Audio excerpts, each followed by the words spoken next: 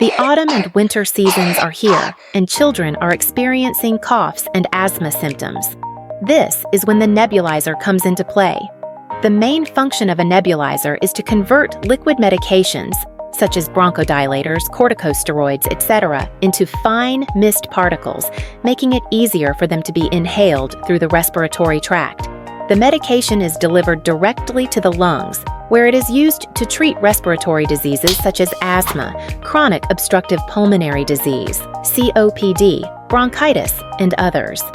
Through nebulization, the medication reaches the lungs quickly, providing fast relief and reducing side effects on other organs.